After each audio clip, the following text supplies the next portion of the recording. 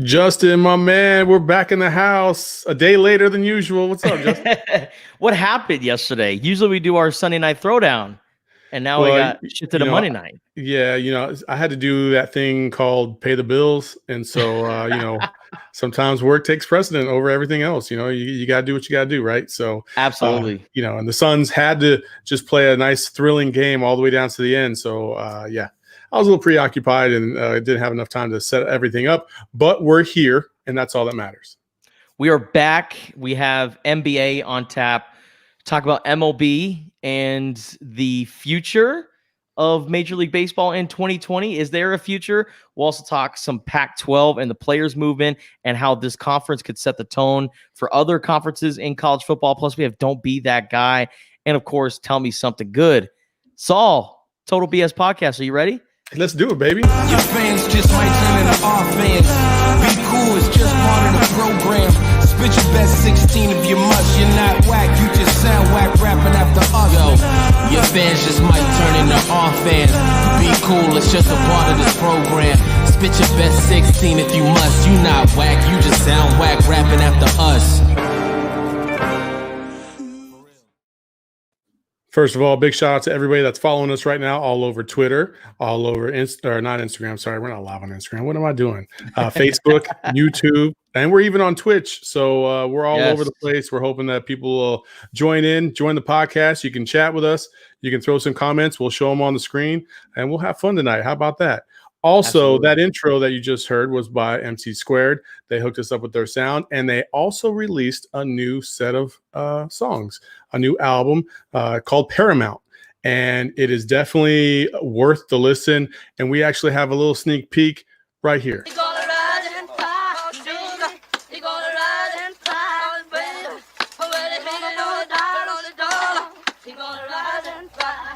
I'm ready. I heard through the news to do it peaceful. Chuck up the juice like we one and the same people. But then they treat you like black lives isn't equal. All this evidence around, they acting like they don't see you. Well, you're gonna hear me. I know deep down that you fear me.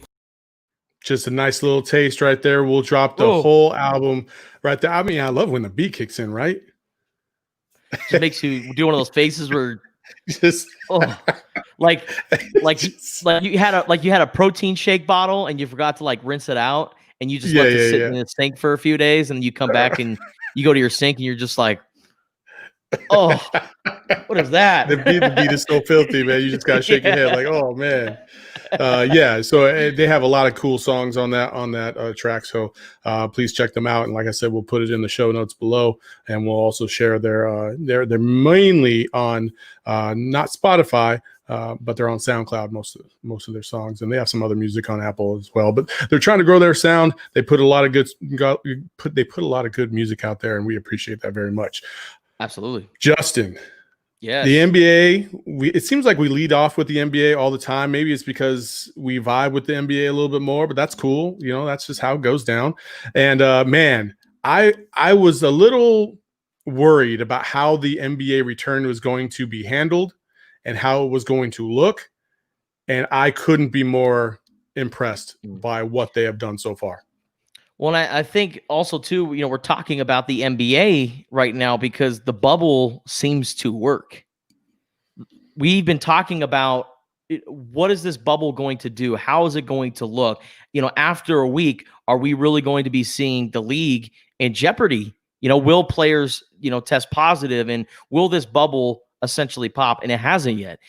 First week of the bubble has been a success. We saw with the exhibition games, but now that we're seeing these teams actually compete against each other, I think it's really great. And the NBA, they're doing about it the right way. You're starting to see after games of the grounds crew members, if that's what you want to call them, or just people who are in the arena helping out. They're wiping down the backboards. They are wiping down everything in that arena. So they are making sure that they are just taking care of themselves and making sure that they can actually pull this off. And also the games itself have been pretty fun. I know the Saturday slate, there was a lot of blowouts and it really wasn't that entertaining, but we're starting to see all these players who were injured when the season initially ended. They're all coming back. And these games are very competitive. You know, the Phoenix Suns getting a couple of games. The Dallas Mavericks also look pretty good as well. The Portland Trailblazers, both their games. Well, they still were and they also choked right down the stretch. They were up by what, 8 with like 30 seconds left and blew it to the Rockets. Oh, that ain't good. But the Houston Rockets as well. I don't know if you saw this, Saul, but James Harden was actually playing a little. Yeah, he's playing a little bit of defense, that's for sure. When it was a tight one, like, go ahead. No, that's what I was saying. He was playing a little bit of defense, and Giannis. What's funny is on Twitter today, somebody put out a video talking about Giannis, talking about, we were just going to go at whoever James Harden was guarding, and it kind of came all the way back around. So it was pretty fun to see. No, absolutely, and it wasn't just defense in the third quarter, the second quarter. It was defense in a moment that really mattered. It was in the final 2 minutes of the game. And that was a part of the run that won the Houston Rockets the game. So it's really great. You know, the Western Conference is obviously stacked, and it's getting very interesting. And I actually saw a tweet that that said, this is Adam Silver going into the Pelicans locker room after he rigged the bubble to get Zion in so the Pelicans can be in the bubble. And it was the clip from Training Day at the end when Denzel Washington's like, oh, all right, I'll put the cases on all you. You mother will be playing basketball in Pelican Bay when I'm done with you. Yeah, buddy. I mean, it's true. He did set him up for success, and then they're just completely falling apart. And as you mentioned, you know, the Phoenix Suns, they had 2 good wins, and last night against the Dallas Mavericks, they had no business winning that game. Devin Booker and DeAndre Ayton both get their 5th foul with like 8 minutes left to go in the third quarter, and they essentially have to sit out the rest of the third. But their new Cams, Cam Payne and Cam Johnson, stepped up, and man, that team, it's a young team. I've watched them for 2 years now, and you never know what you're going to get. But they actually look like they're buying into Monty Williams' system, which I very much appreciate. Growth is everything right now, and so hopefully it moves forward. But I would love to say this. I just think overall the environment, the feel, the games, how players are really into everything. It just you don't feel like you're missing the fans as much as the other sports, in my opinion. Right. Yeah. Even everything from the digital billboards where the fans are included in the screen and can cheer their teams on. You know, I think that's pretty cool. The NHL tried to do something like that, but it's so hard because you can't really see what's going on each end, and they're on the ends. They're not, you know, right behind the benches. And so the whole camera view for the NHL is pretty much bench to bench. So you don't get that fan interaction. Whereas with the NBA, you do. And Major League Baseball just hasn't been able to do that. They have cardboard cutouts, which I mean, isn't that kind of appropriate, right? We have Major League Baseball kind of stuck in their old ways, and they got cardboard cutouts. Everybody else is going digital. I mean, you know what I mean? Well, what do you want them to do? They're playing in these huge stadiums. Where NBA, they're in the bubble. It's this kind of smaller ballroom behind home plate. Yeah, that's true. I don't know. I mean, you're right. It is far more difficult in baseball than it would be in the NBA and even the NHL to a degree, right? But yeah, and plus those factors also have outdoor stadiums, right? And so you would have to account for that, which would probably eliminate half of the teams because you just can't get that stuff wet or whatever. But anyway, I just think what the NBA has done has been fantastic. I love everything they've done so far, from how they've demonstrated to the games, the action. It's all been fantastic. Mm-hmm. And I was also curious how they were going to use their platform to address racial injustice issues. And I love everything that the players have done for that. And they're doing it in their own unique way. I don't know if you saw this, Saul, but the Dallas Mavericks, we all know they have a lot of international players.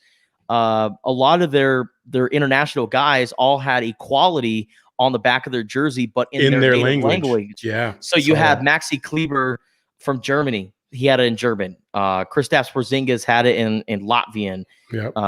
Luka had Doncic, it yep. Also had it. JJ Barea has it as well. I think it's incredible to see what they have done. And how about some of these surprises? So you mentioned Cameron Payne and Phoenix Suns. You guys know this a little bit. What about Mr. Cash Considerations himself, TJ Warren, going for 53 Tony points? Buckets. Tony Buckets. I mean, that's what Devin Booker used to call him down here. It was Tony Buckets, and damn, did he get some buckets the other night? 53 points, 9 straight threes or something like that. Just crazy, man, just crazy. And let's be real. Let's pump the brakes a little bit on cash considerations. They had to free up cap space so they could even go after Ricky Rubio and re-sign Kelly Oubre. So squash all that noise because they needed a point guard. They've desperately needed a point guard since Steve Nash left. That's why this all unfolded the way it did. Could you have gotten more? Maybe. But at the time, TJ was one of those players where you didn't have a clear role for him, right? And so if you don't have a clear role for somebody like TJ Warren, you're not going to trade, a house and a car for him. You just aren't. So, but yes, he went off. That was a fun game to watch. If you got a chance to see it, is pretty cool. Got a couple shout outs. Ben Berger, appreciate you watching the show. Long time friend, long time follower. Appreciate your work. And he's also an actor out in Hollywood, by the way. And then you got a little shout out there, Justin. I don't know who this is, but you got people calling on you. Oh, Lexi Delafosse. Hey. Keep long that time for friend. I after the appreciate show. Lexi. No, she's married. She's married. No, a great friend. I appreciate her and Tyler. They're just great people, and we always appreciate the interactions that we have on the show. Much love. Always. But let's move on to something a little bit, we just mentioned it a little bit ago about Major League Baseball, right? And how, they're trying to change with the times and they're trying to kind of catch up. But man, it seems like, is it me or does it seem like it's, 2 steps forward, 2 steps back, or 3 steps forward, 2 steps back, whatever you want to say. It seems like they're on the roll, and then rumor has it the Marlins go to the strip club. And it's just, what are we doing? They get COVID. The Phillies have to shut down, their ballpark, and so they can't play the Yankees. And games are delayed. And then now you have Milwaukee with a COVID case, and so, or St. Louis. I think it was St. Louis. St. Louis. And, yeah, St. Louis. And so it's kind of crazy. Now, I will say this: maybe it's. I don't know if there's anything close to, is it East Coast, West Coast kind of thing or Midwest? But none of the West Coast teams have had any issues so far. Knock on wood. So far, right? No games have been canceled. No teams have had any COVID-related issues. But in the Midwest and in the East, I don't know what's going on. And we're in the hotbed, right? We're in the hotbed of everything here too in Arizona. So it's not like it's any different than Florida. Yeah. I was wondering how this would pan out because now we're starting to see the differences between the two professional sports leagues.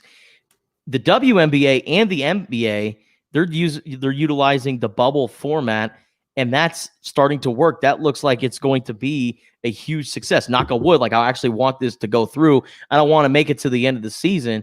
But so far, what we've seen so far is the NBA has been phenomenal with all this. Meanwhile, Major League Baseball, it's going to be a struggle because you're still traveling and you still have a bunch of guys and staff members and trainers. And I was just so concerned about what was going to happen with the schedule. Because what happens if one team like the Marlins has half their guys test positive for COVID-19, or they had 13 that's players. That's essentially 11 players. Pretty close to what happened. They had 11 players and 2 members of the coaching staff, and it messes up the schedule because now all the teams that they have to face the following week, they all have to postpone and reschedule all of their games, or they come back and play doubleheaders. Or you come back and play doubleheaders, and it's just there's just a lot that goes into it, and it's only week 1, Saul. Like if this was week week 5, and one team just had the worst luck possible, and this is just what happened. Then I would say, okay, we can quarantine the Miami Marlins, we can quarantine the St. Louis Cardinals, and then we can move on with this. But the fact is that we are 1 week in, and Rob Manfred is already telling Tony Clark, we need to get our shit together, or the 2020 season is not going to happen. For the MLB, for the commissioner to come out and say to Tony Clark, we could be in. Yeah. You can be in deep doo doo is what you're trying to say, and actually have a season. Yes. No, I totally get it. I totally get what you're saying. There's been a lot of hate thrown Manfred's way, which in this case, I don't think that's all on him. I don't think that's on him at all. That'd be like me working for a company and the GM, the president of the company, who's probably not even where I'm working. He's probably at like corporate headquarters, right? Saying, giving everybody guidelines to follow, and then me not following them, and now how it's somehow his fault. No, it's not his fault. It's our organization locally's fault. You know what I mean? So it's the Miami Marlins fault. It's, St. Louis's fault, et cetera, et cetera. Craig Counsell today, the Milwaukee's Brewers manager, he pretty much came out and was like, what's happening right now in Major League Baseball is a microcosm of what's going on in the country. We put in place all these protocols. We put in all these conditions, things that, recommendations of things that people should be doing, and still people are not doing them. And they're not following protocol, and they're not doing what people are asking them to do, the medical experts asking them to do, and they're just doing their own thing. And here we are. It's, man, it's like, you ever remember when you were in elementary school or middle school, right? And you just knew, like, we would do group projects, right? Okay, you 5 go this way, you 5 go this way, right? And you would always get assigned to that one group where you knew there was like 2 or 3 people that just wouldn't shut the F up. Or they wouldn't do what they're supposed to be doing, right? And you knew it was happening. And you were like, and you would even tell a teacher, like, hey, blah, blah, blah, this is what's going on. Like, I'm not trying to get in trouble. And sure enough, you all get in trouble, and you all get an F on the test, or an F on the group project. Like, dude, you set me up for failure. Like, I did everything I was supposed to do. I did my work. Like, what are we doing? It's like we can't get out of our own way despite knowing what dangers there are out there. And so it's just crazy, man. Saul, I have an experience just like that that happened in Spanish class in high school. So you learn these words, and then you do like an act, like a play in front of the class, but it's got to be all in Spanish. So we did Godzilla, right? Godzilla was our play that we had to present in front of the class, but we had to do it all in Spanish. Well, our Godzilla was our starting tight end. So he's this big, tall guy, lanky guy, and he's got on like the green paper to make it look like a dinosaur. And in the middle of the skit, he takes his tail and puts it on the other side. So it's not a tail anymore. And he did it and was like laughing and thought this was all funny. Meanwhile, me and our other partner, Luke, we did what we were supposed to do. And guess who all got in trouble? The whole group did. So Saul, I totally understand. I completely understand. But I'm not trying to say I'm a snitch, but hey, he would have been dealt with afterwards. I'm getting mines. No, and we went up to the teacher afterwards. We were like, hey, that wasn't a part of the skit. And so he ended up giving us a B in the end, which I would gladly take. But this MLB season, it has me thinking, Saul, maybe Major League Baseball should have done regional bubbles. Maybe they should have done 3 sites to where they can divvy up the teams, have them all play in this bubble. And then when postseason comes around, maybe you can go to one specific site and then do your own bubble. Yeah. I mean, the only problem, though, Justin, and the difference between what Major League Baseball is trying to pull off versus what the NBA and NHL are trying to pull off is the fact that the other two are just finishing their seasons, whereas Major League Baseball is trying to complete a full season from beginning to end, plus the playoffs. So that's a major difference between the two. So you're talking about keeping your family away for not maybe just 2 or 3 months, but maybe 3 or 4 months. Whereas in the NBA, it's like 2 or 3 months. I think August to, well, actually it's more like beginning of July to October. So for some teams, it will be 4 or 5 months. But yeah, I mean, I totally get what you're saying. It's I think if they're going to go into 2020 or 2021 in the same situation they're in right now, they have to come up with a different set of circumstances, a different plan. I just don't see how it's going to happen. So, but you know, we need the season. We need the season. Have you seen what Aaron Judge has been doing this year? 5 straight home runs, 5 straight games with a home run. That's pretty crazy. And Matt Vasgersian, his play-by-play calling is off the charts. I mean, it was pretty good. He was trending yesterday because of his play-by-play calling. That's awesome. Pretty impressive. Best play-by-play call I've heard before. Sorry, Saul, I didn't mean to interrupt you, but best play-by-play call I heard was Dodgers Astros, and Jose Altuve struck out, and the Dodgers play-by-play announcer said, I guess he was guessing something different. Baseball's hard when you don't know what's coming. That's for sure. Oh, my goodness. Yeah. The Astros are actually coming to town to take on the Diamondbacks tomorrow, so I'm kind of interested to see how that all goes. But, you know, we talked about baseball and at the beginning and how everything was delayed because of player compensation, and they were fighting about this, that, and the other, you know. Another league, if you will, at a lower level, in the college level, the Pac-12 is experiencing some of that right now as we speak. And the Pac-12 players got together and put out a statement via the Players Tribune, pretty much dictating some demands or asking for demanding some benefits for the risk that they are taking to play under this COVID-19 pandemic. Some of it is 50% revenue share, which I'll get into that in a second. But the other ones, you know, health benefits, things of that nature, 6-year scholarships instead of 4. I mean, the plan in total I thought was pretty carefully crafted. I did think that there was a few things here and there that were a little like, ooh, yeah, you're wishing for a lot right there. Yeah. I love it all except for the revenue part. And I am fully behind student athletes getting paid at the collegiate level. Yeah. Because for how much money, millions of dollars, these guys bring to a school, absolutely they deserve to be paid. And 50% revenue with the current state of the world, you know, Larry Scott, the Pac-12 commissioner, and everyone else in the conference, they probably looked at that part and just kind of laughed because it is just so unrealistic. They should have, because, okay, let's think about it right now, okay? We're not talking about everything is back to normal, right? And I think that the proposal was under those conditions. Because if you're talking about where maybe a school would have gotten $10 million, right, from the Pac-12 as an annual revenue kick in from TV money, well, then you're talking about $5 million of that going to the players. That ain't happening. That ain't happening. That wouldn't even pay for your coach, which is another problem that I'll get to here in a second. But that wouldn't even pay for your coach. It wouldn't pay for your facilities. And you got to be careful not to bite the hand that feeds you to a degree.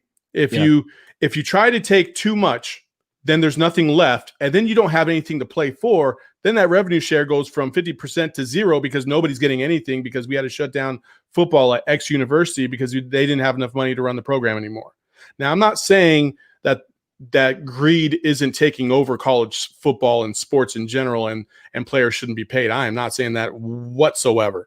I think if you wanted to pay players $20,000 to $40,000 a year, I think you should. And plus give them their scholarship, because some of these players, think about Joe Burrow. Joe Burrow brought LSU millions and millions of dollars. Why? Because he was a great football player at the perfect time and took him all the way to the national championship. And you can't beat that kind of exposure no matter what you're doing.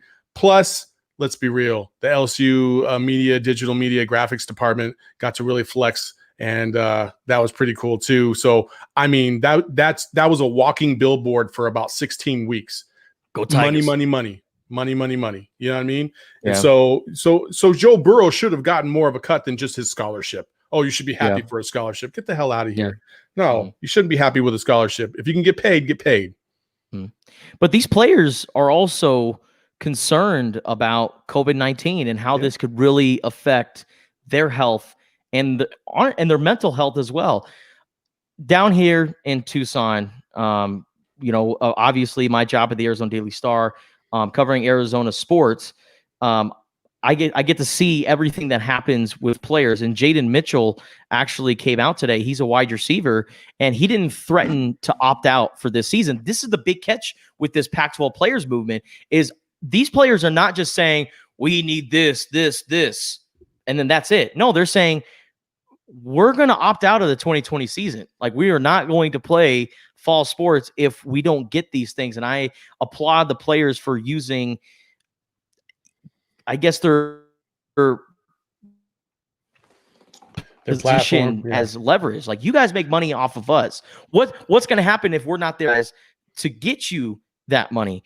Well, so that's going to be interesting to see. I appreciate and I oh, absolutely. And I appreciate what these Pac-12 players have done. But Jaden Mitchell admitted today that he tested positive for COVID-19, and he had to quarantine himself for 4 weeks.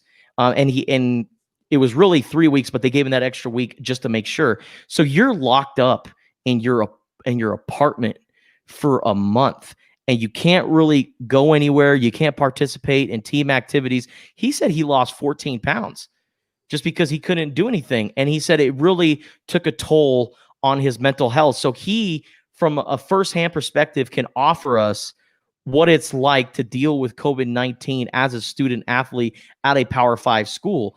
And now that players are starting to flock in and they're continuing to go to their school, I mean, it's going to be really tough to make sure that everyone can stay on track. Now, it's encouraging that schools around the country have released their testing results, and it's a very small fraction. Like, you can get over 300 student athletes and only 2 or 3 will test positive.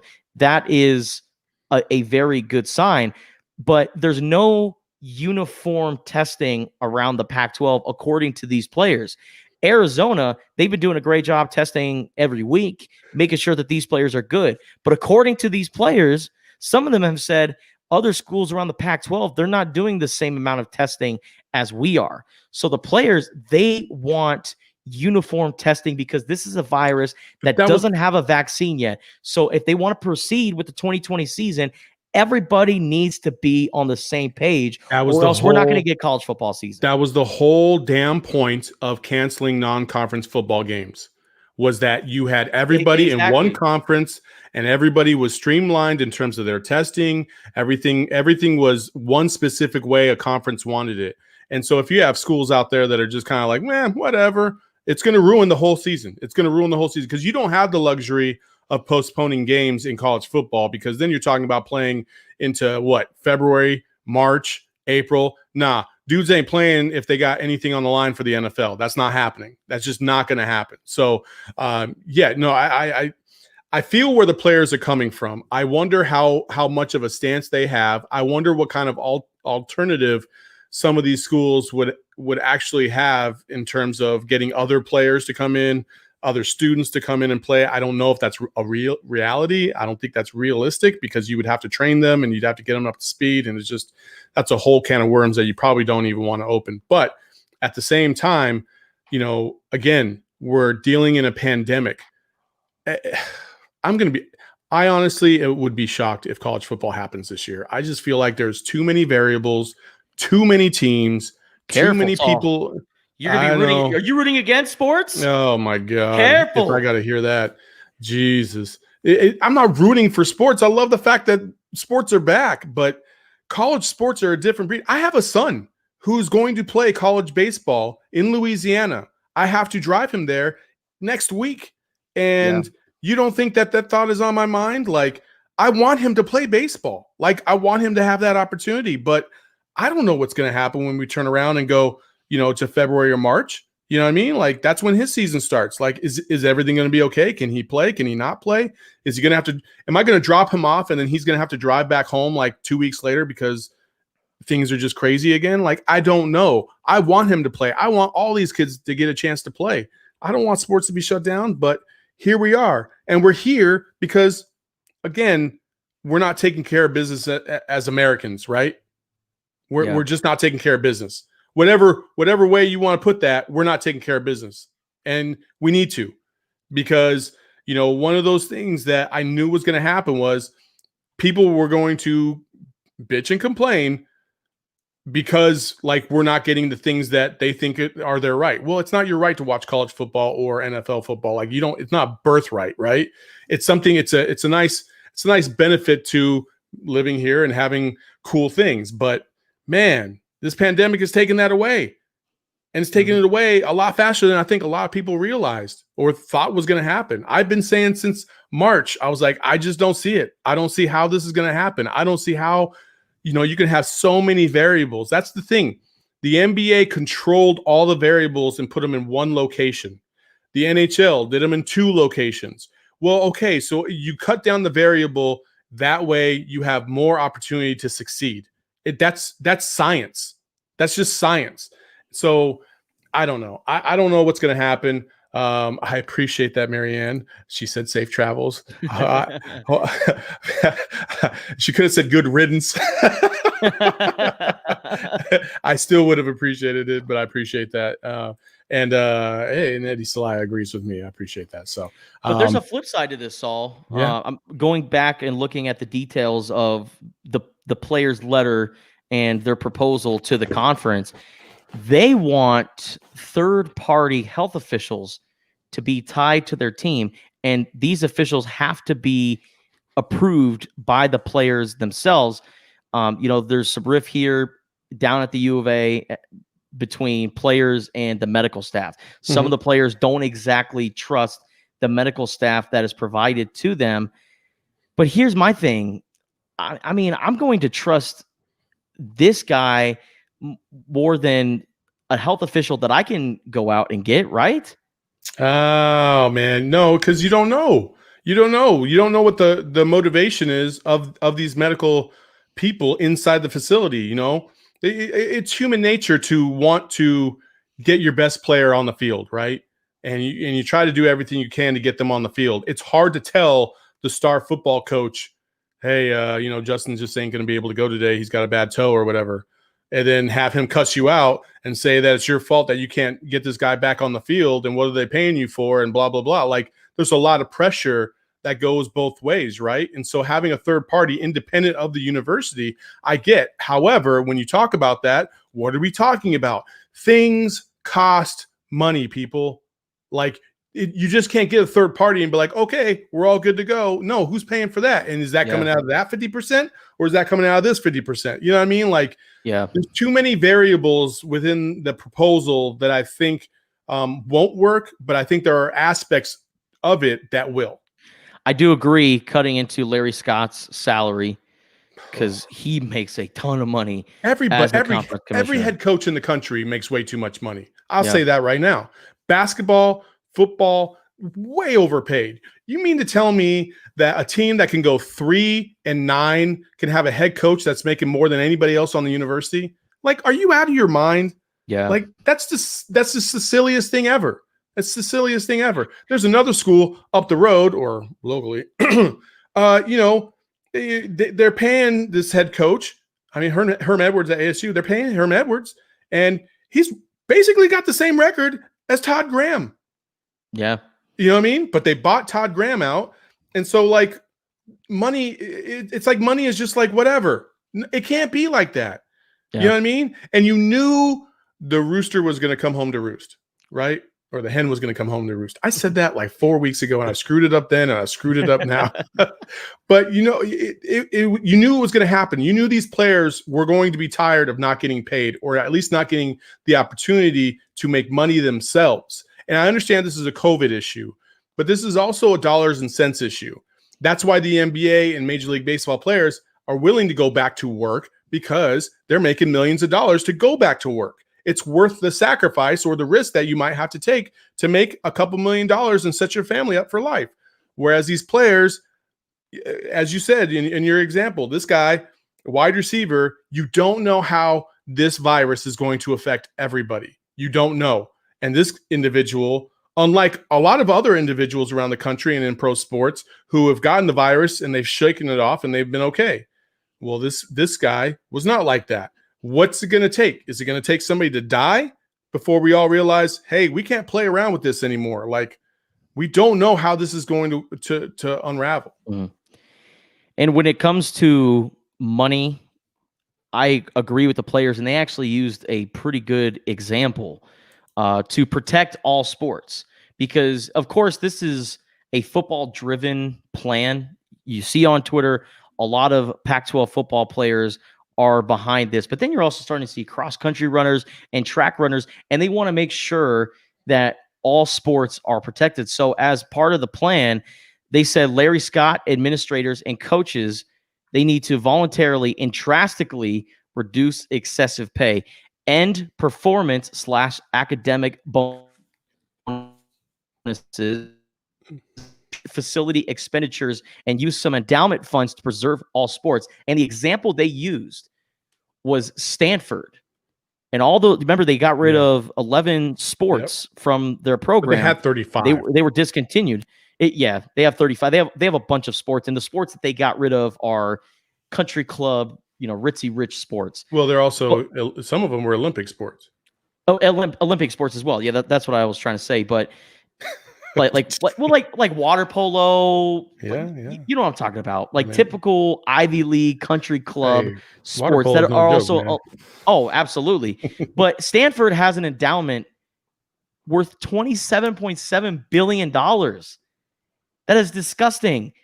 And yet money seems to be an issue within the Pac-12. I'm curious to see what the endowment is at Oregon with Nike attached to their university. Absolutely. And also going back to Larry Scott, first of all, your headquarters is in San Francisco, the most expensive city in the country, period. Like, why is your office there? That makes no sense. Plus, this guy's making like $12 million a year. Not even the best commissioner in sports or in college sports at all. I just not a big fan. I'd actually like to say, if there was anybody out there, I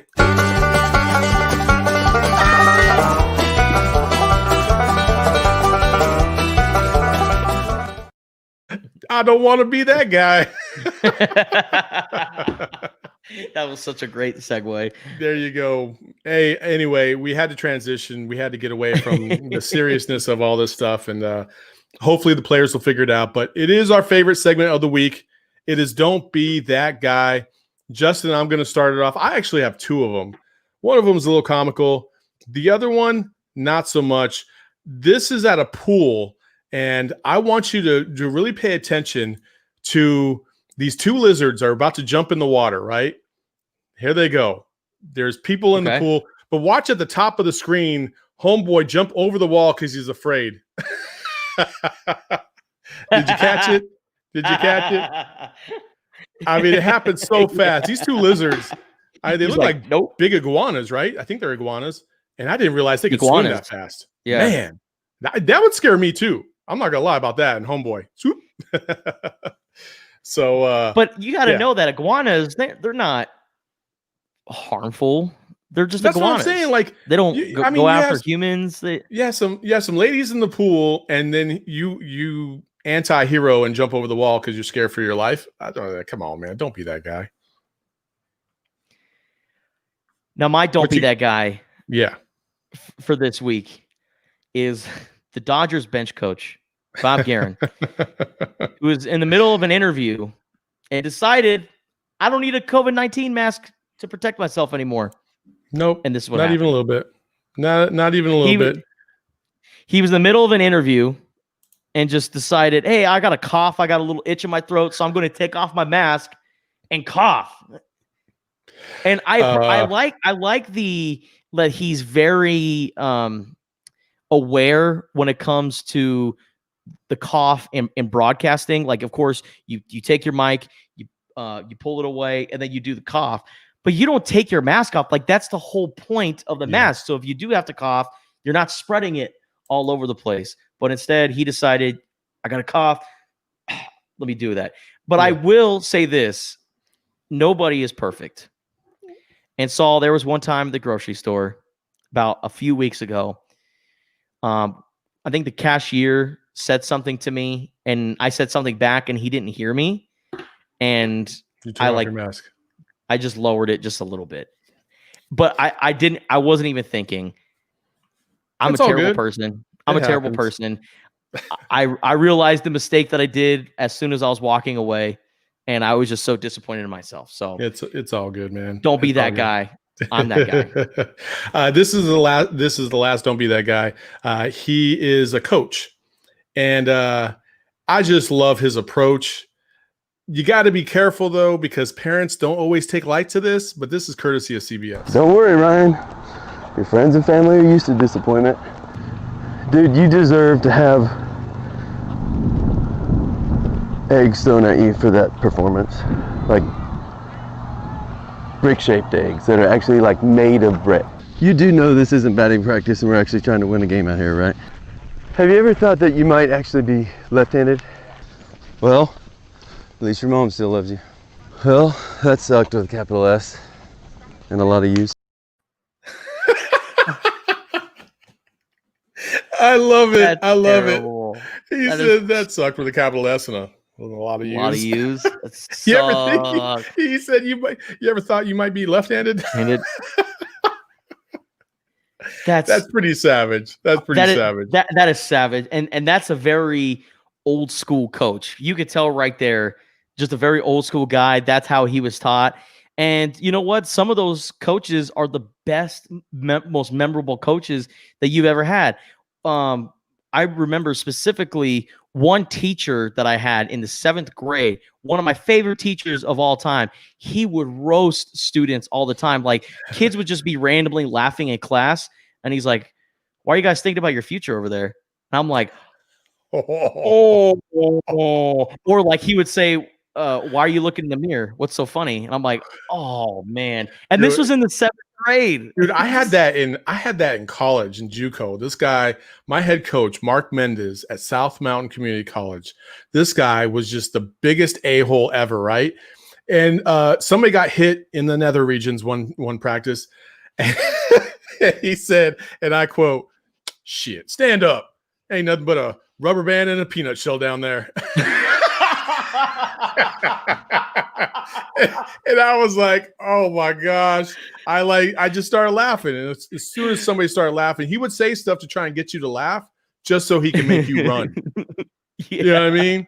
Like he was that guy. And then what's so funny is like when I became a TI or a drill sergeant in the military, I would use that tactic to bust kids too. And I was like, I hate myself for this. You know what I mean? Like, you call a kid a mental midget or something like that, and you see who else in the formation laughs, and then you bust them, and everybody get on your face, start doing push-ups. Like, it was fun. It was a great time. I was kind of a dick. I love it. I'm not gonna lie about that. I love it. So, but Justin, you shared something with me today, which we always like to end these shows with some positivity. And there was a really cool thing on orangutans today that you shared, and I'll pull it up here on the screen. But Justin, why don't you break it down for them?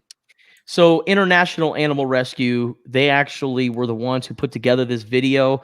Dodo is just the site who picked it up. And I love going on Dodo because they always have feel-good stories. But here's this orangutan right here. I believe her name is Manti or Monty. Yeah. And she was a rescue.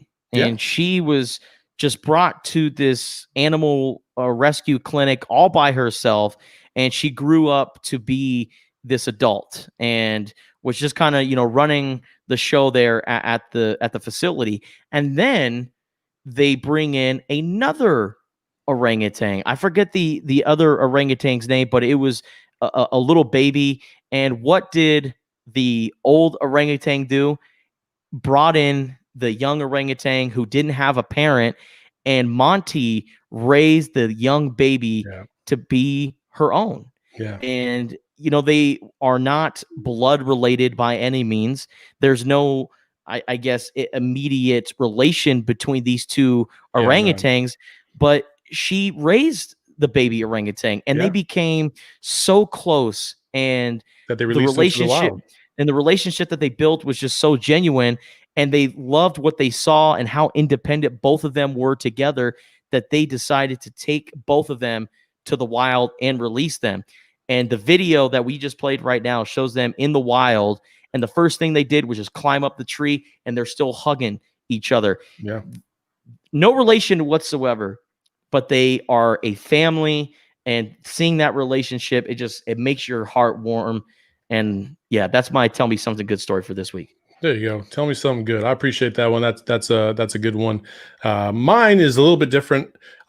There's a gentleman by the name of James Baldwin, died in 1982, but he was in that civil rights era along with Malcolm X, Martin Luther King, Medgar Evers, who really tried to.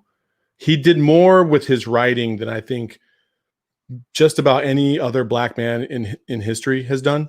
I mean, the way he was with words, the way he would break things down, and the way he would point out and arrange systemic racism,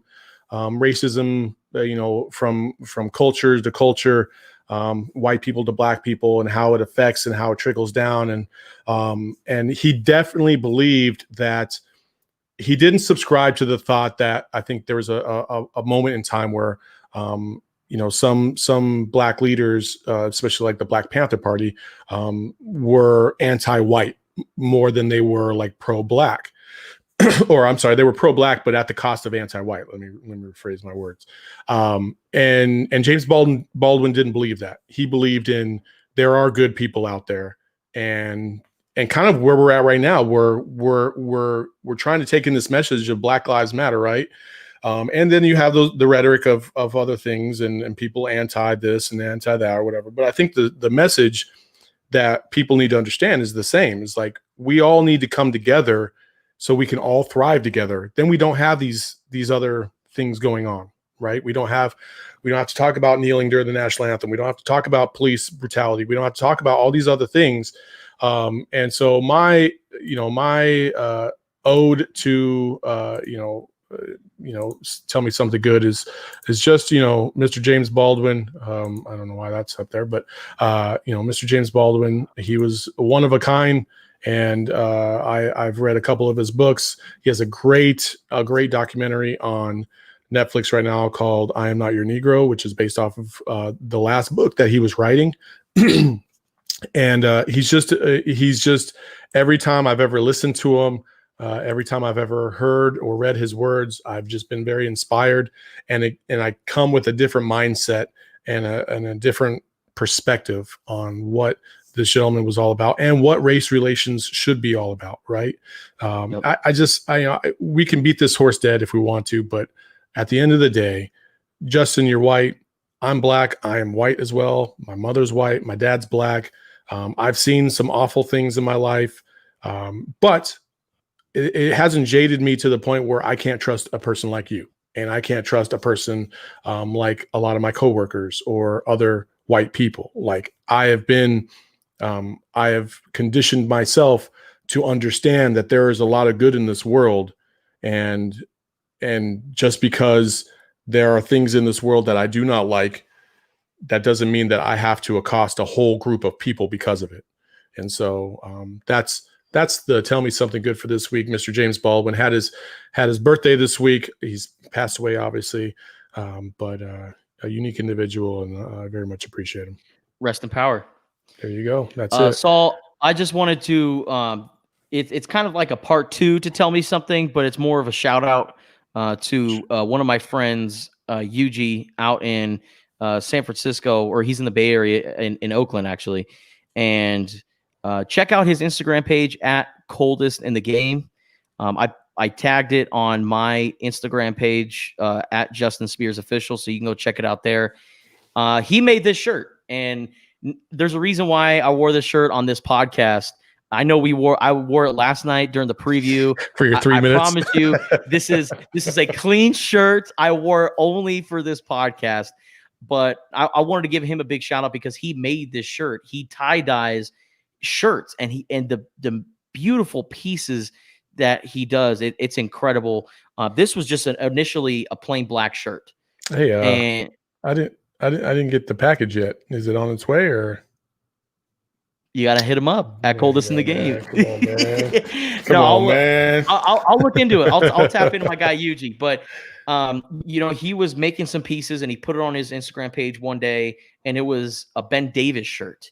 And Ben Davis is a beautiful memory that I have of my father because he used to wear Ben Davis pants all the time. Ben Davis is a longtime clothing brand, been around since the 30s. And every time I saw my dad with his pants on at either going to NA meetings, going to work, I always saw the little tag that has this logo right here that's got a sorry, got confused there. Yeah, it's a smiling gorilla. And so I didn't know the name of the clothing brand, so I always just called them my dad's Happy Monkey Pants. And so I just see the smiling gorilla like, oh, dad's got his Happy Monkey Pants on. And he always wore them. And so it's such a great memory of my father. Well, he sent me this in the mail. It's a Ben Davis shirt with his own tie-dye touch on it. And every single time I look down and see this smiling gorilla on the front pocket of my shirt, I'll always think of my dad. So thank you, Yuji. I mean, this is a t-shirt that I will never get rid of. It will always be a part of my life. And so big thanks to you. And make sure you go check him out on Instagram at Coldest in the Game. Oh, damn. Now I feel bad for wearing this stupid ass shirt then. You're killing me, Smalls. You're killing me, Smalls. Beautiful memory right there, Justin. I appreciate you sharing that, man. And hey, that's another episode of the Total BS podcast. It's a wrap. Tell them, Justin, where can they find us? Are we gonna keep our guests for another day?